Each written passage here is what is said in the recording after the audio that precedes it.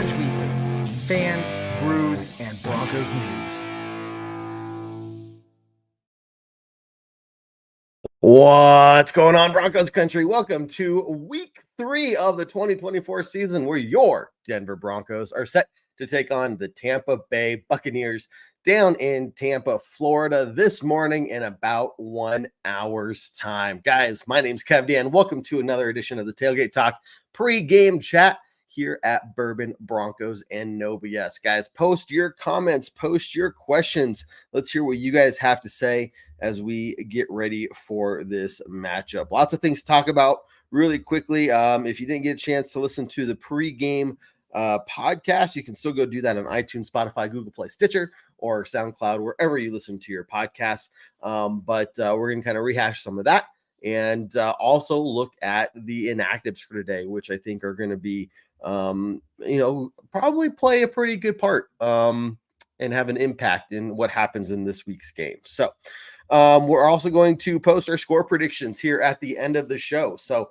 hopefully, we can get some of those in here and see what people say. And, when the Broncos win and we have a correct score prediction, we like to give out some free stuff here at Bourbon, Broncos, and OWBN. So let's get this thing on the road, guys. Let's get this thing going.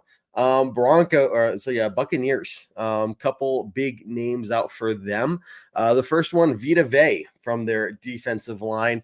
It's probably the biggest, again, if a player had to go down that would help out the Broncos, this would be the one. He is a beast. Vita Vea is just a monster. Okay. As they said in the podcast, he might be two guys, one on top of the other, just, dressed as one human being because he's so massive. This guy can be a game wrecker. And thankfully, not thankfully that he's injured, but, we could use a break as the Broncos, right? We could use some good news in our favor. So, will this have any impact on the run game? That's the big thing, right? Because we are just dying and dying and dying when it comes to not having a run game. And then we go out on the field and we've seen what happens the first 2 weeks. Jerry, how you doing? Glad to see you here, man. Man, you're scared.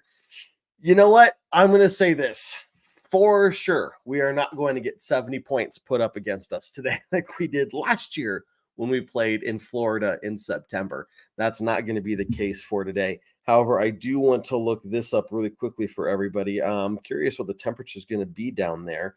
I'm guessing pretty hot. We're finally seeing some cooler temperatures here in Colorado, but does not look like the Broncos are going to get that. High of 91 degrees and humidity probably close to 60+%. So that heat index is probably going to feel closer to 95 degrees to 100 degrees. To be completely honest with you, having lived down there in Florida for the South for 9 years, it's going to be hot today. Okay, those guys are going to be feeling it. Broncos will be in their orange jerseys. This is the debut of the orange jersey. So maybe that, Jerry, that's our good luck charm. Maybe we just need to be in our orange jerseys to win a game. We'll see if that happens today. Anthony, how you doing? Good morning. But yes, it is going to be a good warm day for the Broncos. And if they can deal with that, we'll be okay. At least to start off with. Let's see. Also going back to the Buccaneers inactives list. Defensive lineman Cansey will miss his third straight game due to a calf injury. And Luke Godecki, the team's starting right tackle, is still recovering from a concussion suffered in week 1. So, not great for the Bucs there. Obviously, again, do not want anyone to be hurt, but good news for the Broncos in terms of maybe being able to get something going.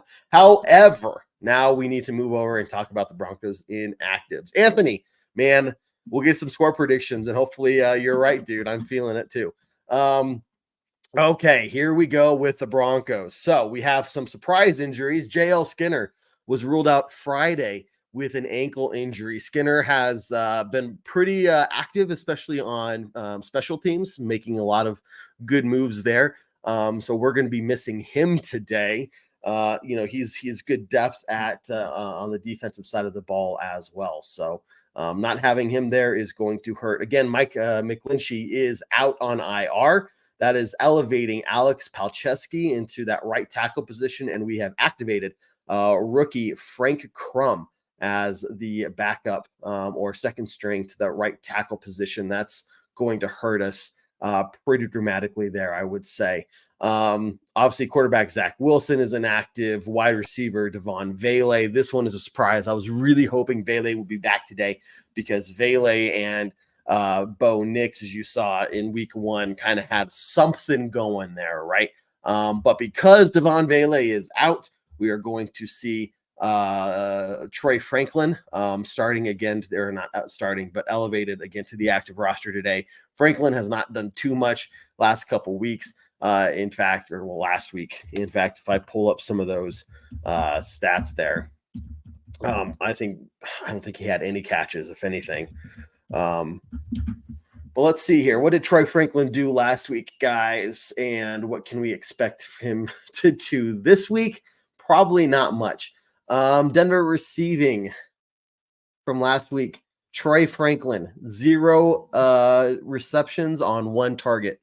So if you're talking about putting in Troy Franklin for Devon Vele, total mismatch there. Troy Franklin is struggling in this league big time through the first couple of weeks. Not to say that he's a bust, not to say that he's never going to do anything, but it seems like, from what we saw in preseason, Troy Franklin hasn't really been able to get to that pro level yet, and there is not much confidence from Bo Nix and from the coaching staff to throw to Troy Franklin too much. Another interesting one, Lucas Kroll is inactive today as well. Greg Dulcich is going to be getting that start at the tight end position. Dulcich struggling through the first 2 games, basically no targets, just a couple in week 1. Last week, 8 targets for only 3 receptions and 16 receiving yards. Absolutely just not good numbers there for Greg Dulcich as we get ready for this week 3 matchup. He has got to step up. And the biggest thing is, it's not like the ball is just being kind of thrown in his general direction. It's uncatchable. I mean, 2 of those receptions that Greg Dulcich could have had last week would have been huge receptions that just hit him in his hands and popped right out. Something that, you would expect somebody who's been in the league for a while now, even though, yes, he was injured last year, still has been in the league, knows what's expected, should be able to make those catches and help his rookie quarterback out. But we just did not see that last week. So what is Greg Dulcich going to do today? Hopefully he steps up, because I think you're going to see him get about 8 to 10 targets again today. But if he just fails to produce once again, with some of those dropped balls, I would imagine that you would see maybe Lucas Kroll get a look as we try to figure out something that's working, right, guys? Let's see. Let's get to the comments here. Chris, believe. I still believe, man. Look, this is his 3rd week in the NFL. We have just got to get him some experience. We are going up against tough defenses. 1 home game in the first month of being a rookie quarterback is tough all on its own. Now you're going to Florida in what is basically still summer. I don't care if today is the first day of fall. It is still summer until mid-December down there in Florida. So they are going to be hot down there. We're going to have to see what they do. Vele is inactive. Yep. Thank you. There's that. Chris, you are awesome. You're helping me out.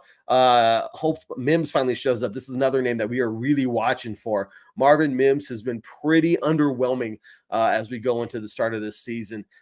He's a name that we are really expecting or hoping to see make a big jump this year in terms of production. Obviously it's his 2nd year, but seeing what he can do there. Special teams. Okay, he's being smart on special teams. We're not seeing any like major run backs or anything like that, but he is being consistently smart back there. Mims needs a big game though, and that's for true, man. Totally agree with you there. Alan, we need to open the playbook for him. Here's my thing, Alan. I don't want to get too I don't want to overwhelm Bo with opening up the playbook more. Here's what I would want to see from Bo and from coming from the coaching staff going into this week's game. Utilize Bo's legs more. Call up more designed quarterback runs, quarterback sneaks, whatever. Get to the outside of the pocket, giving those options to either run down the field or give him some time for a play to develop so he can get the ball down the field, open up the run game that way. through, getting some passes down the field. But I think you have to let Bo just relax a little bit and use his feet. I think he's trying to stay too much in the pocket. You know what this reminds me of? This is what we were kind of seeing from Russell Wilson last year when Sean Payton was saying, "This is my system. This is what I need you to do, Russell. I know you're not a pocket quarterback, but I need you to be one because this is my system. This is how I'm going to run it. I need you to stay in the quarterback. You need to stay in the pocket." What did we see through the first 4 or 5 games last week? Absolute garbage, right? It was when Russell Wilson was allowed to kind of start moving a little bit outside the pocket, get some of those quarterback runs, even more designed quarterback runs. Did we see the offense to finally start to show some life? Now, here you have a young quarterback who has a lot to learn, but he's not getting any help from the people around him. The run game, it's not totally Javante's fault. I don't know where the yards after contact went between Javante's first year and now, but it seems like Javante, when he hits a brick wall or when he hits a wall, he's just done. But it is, the stats are there where he's faced a loaded box 64% of the snaps he's out on the field for, and he's the only running back in the league to have faced that more than 50% of the snaps he's out there. Okay, so they are loading the box. They are daring the Broncos to run because they know that we don't have a passing game right now.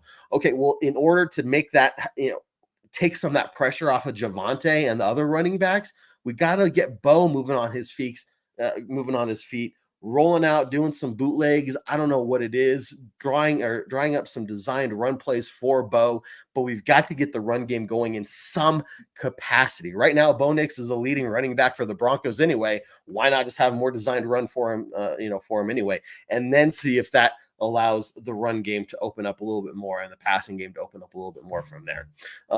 Christopher, how you doing? Let's see. I hope to see more Tyler Beatty. He did have that one run for 16 yards last week. It was the longest. It was the longest run of week 1 was Tyler Beatty's one carry for 16 yards. Does he get more? I don't know. It looks like last week they went more of a, instead of running back from by committee to more of a bell cow system with Javonte Williams getting 11 of the 14 running or 15 running back runs. Bo had 4 additional there for 25 yards, which again made him the lead running back for the Broncos last week as well. So do we see Tyler Beatty and Jaleel McLaughlin get more touches? I don't know. I think Javonte, myself, I would like to see him again get the majority of those touches and get things going. But this guy, I just don't see the same fire in him we saw that his rookie year. He needs to be the one carrying the team right now. Bo can't do it. Bo cannot be the running back and the quarterback, and be a leader on the team right now in his 3rd start. Where's the support around him? It's just not there. The offensive line has fallen apart again with McGlinchey out and Palczewski stepping in there, and then a rookie to be the second stringer. That's going to hurt the offensive line. So what's that going to do to our run game? What's that going to do to our pass protection? Right? All these things are falling apart around us because we have not been able to establish a run game, and the league doesn't see us as a threat offensively. Now, defensively, yeah, we are a threat, and teams are starting to take us for, face value of what we can do on defense. But speaking of defense, Chris, Riley has the most thrown to so far this year, and the only thing that's getting him was his tackling. Yeah. So, for Riley Moss being on the other side of PS2 there, he's doing a pretty bang up job. He's not necessarily a major threat or a major risk, in terms of allowing big receptions to happen. He's there, he's in the vicinity. He's not like he's totally lost over there. He makes some good plays. But yeah, I think overall tackling is probably something the whole defense can do a little bit better job of. And that's probably their one weak area on defense. Let's talk about the other side of the field there from Riley. Let's talk about PS2. PS2 has been struggling the last couple of weeks with penalties. Last week, pretty much the only main receiver that the Steelers had was George Pickens, and that's who PS2 was covering.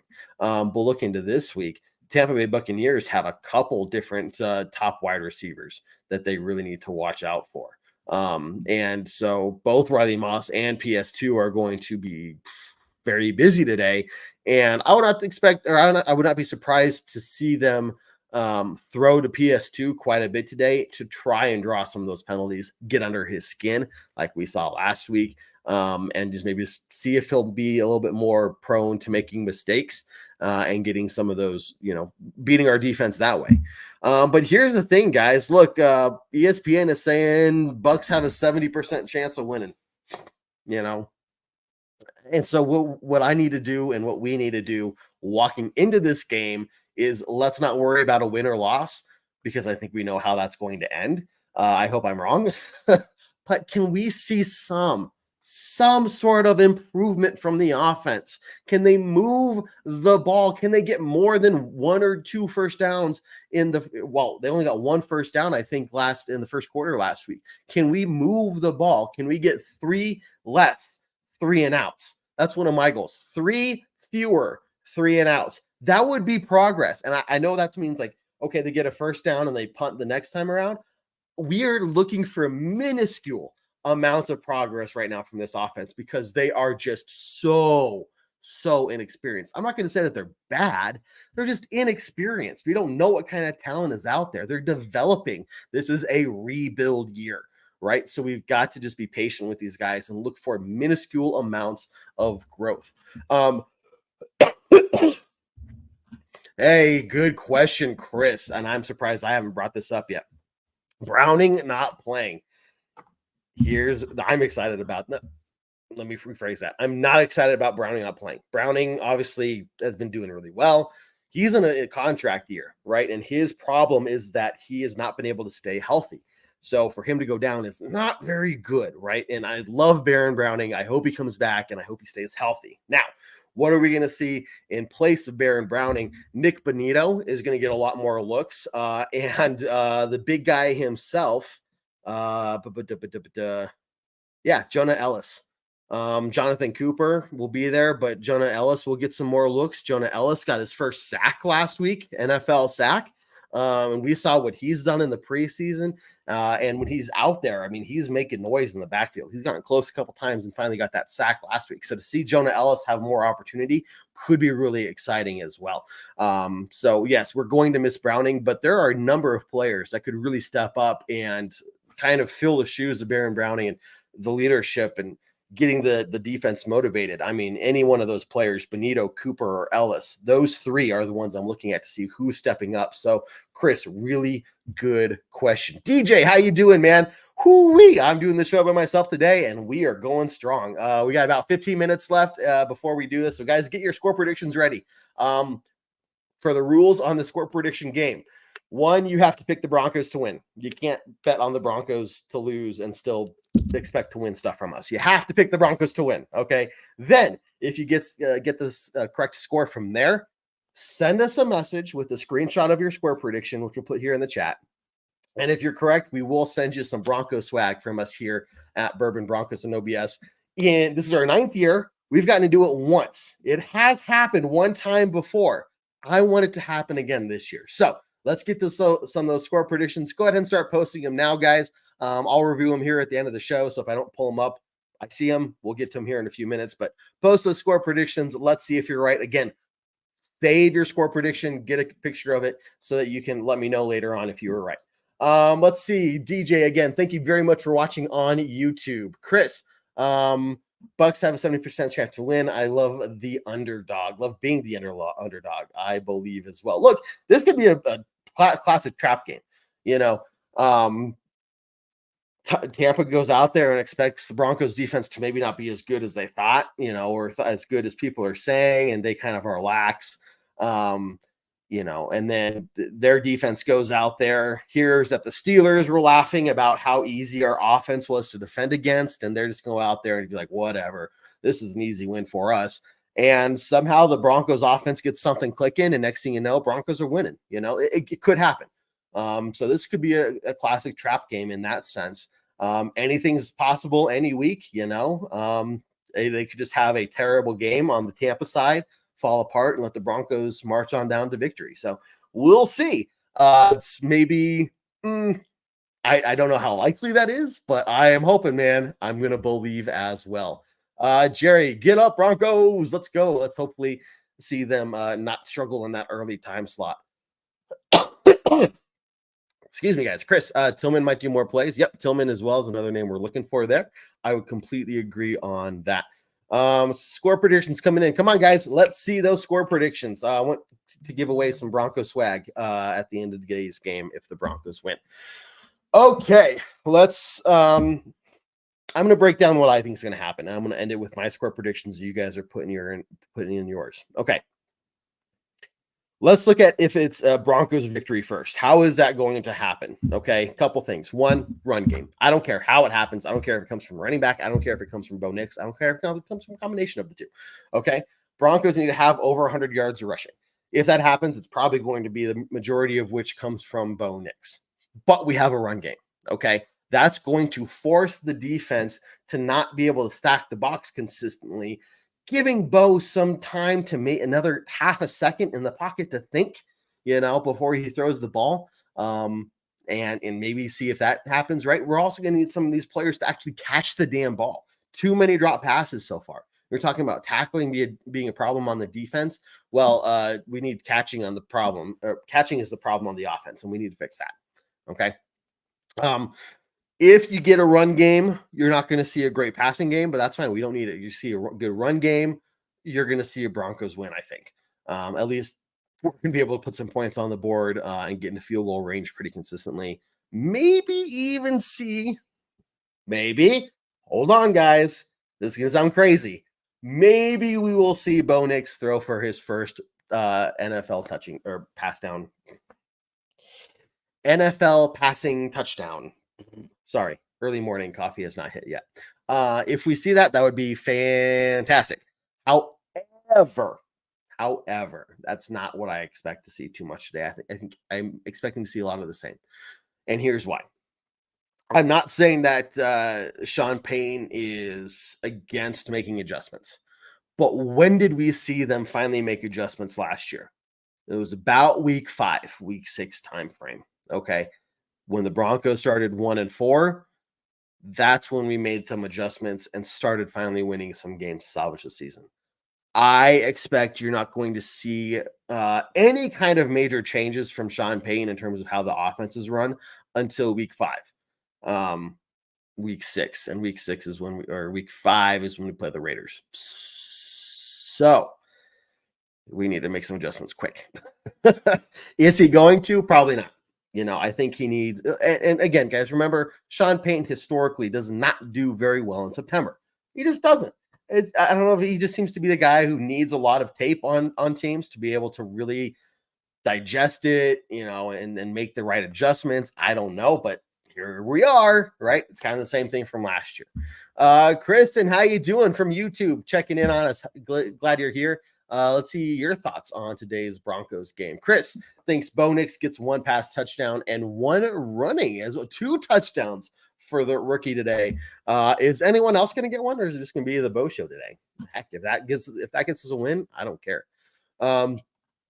Chris, with Vita Vea not playing and Winfield Jr. not playing, anything can happen. Yeah, but again, there's a lot of other players in that team that want to stop the Broncos from winning. They are 2 big names on the Tampa Bay Bucks. So to not have them on that team is helpful for us, but that's not like, the Chiefs losing Patrick Mahomes, in terms of that caliber. It's big, but it's not big, Okay. Score predictions. Anthony starting off strong, 23-17 to Broncos. Broncos getting 23 points. I like that. I don't see any reason why the Broncos defense can hold or couldn't hold Tampa Bay to 17. The Broncos defense has done well in keeping the defense or keeping our offense in the game, giving us a chance to win late in the game. I think they're going to do the same thing today. It might be a little higher scoring game. So 17, maybe minimum amount to expect for the Bucks, but I think it's very doable. Giving our offense the chance to score just 23 points. That's all you need. It's not even that much to win the game. Jerry, 21-17 Broncos, also sticking with that 17 for the Bucks, 21 points for the Broncos. Man, if we got 3 touchdowns, I don't care if we lose. If we get 3 touchdowns today, I'm going to be absolutely ecstatic as a Broncos fan. Okay. Chris, 24-21, Denver wins. I am hoping for that. Let's see. We talked about that one. Jimmy, how you doing? Checking in for us here. 26-24. That is a close one. Broncos win. Man, I am hoping for us to get 26 points. I'm telling you what, that would be amazing to see. And then, yeah, we talked about that. Okay, guys, really quickly before, and we'll, if you have some score predictions to send in, go ahead and keep those coming in. But we are getting close to a little more than 30 minutes to kick off. Here's the game plan for today. Halftime. As soon as halftime starts, pick up your phone. Come on over to Orange Weekly Bourbon Broncos, no BS, either on Facebook or YouTube. We will be live for the halftime hash show to break down the first half of the game, see what your guys' thoughts are on what you saw, what I saw, and what the Broncos need to do to move into the second half and win that game. So make sure you check us out. We are the original live halftime show. Nobody else can say that, and I say that meaningly, like we were the first people to go live when halftime starts, and so you can check in with us as soon as that starts. Now, after the game, nothing for tonight, but tomorrow night, Bourbon Broncos and OBS post-game podcast will be live on YouTube at about 8 p.m. Mountain Time. But if you miss us live, don't worry. You can check us out on iTunes, Spotify, Google Play, Stitcher, SoundCloud, or wherever you listen to your podcast. We are there. I guarantee it. Tuesday night, our flagship show, Bourbon Broncos and OBS, 7 p.m. Mountain Time. You can check that out on pretty much any social media. We'll be live there for about an hour. And then don't forget about our pregame podcast, which is currently live on iTunes, Spotify, Google Play, Stitcher. If you guys want to check that out before the start of the game, Spotty and David do a great job breaking down that in about 25 minutes. So you can hear what I have to say about the game, and you can go over and spend the next 30 minutes listening to what they have the game and get ready for it that way as well. But make sure you guys are giving us a follow and subscribing so you know when we post our latest content. Okay, guys. I think that's it for me. I'm going to give my final score prediction here. Here you go. If the Broncos win, I will wear Broncos boxers for the show on Tuesday. I'll do it. It'll happen. But Broncos have to win. And so my score prediction for the Broncos winning is Broncos 20, Tampa 16. Okay, if the Broncos are going to win, that's how it's going to be. 2 touchdowns and 2 field goals. So we will see what happens, guys. It's going to be fun. Week 3 is here. NFL is here. And as I always say, bad football is better than no football. So let's see if the Broncos can go out there and go from terrible football to bad football. That would be an improvement. So we'll see. Anyway, guys, my name is Kev Dan. Thank you for tuning in to the live pregame chat here at Bourbon Broncos, no BS. We will see you live at halftime. Let's get ready for it, guys. As always, I have nothing left to say other than go Broncos. Take care, guys.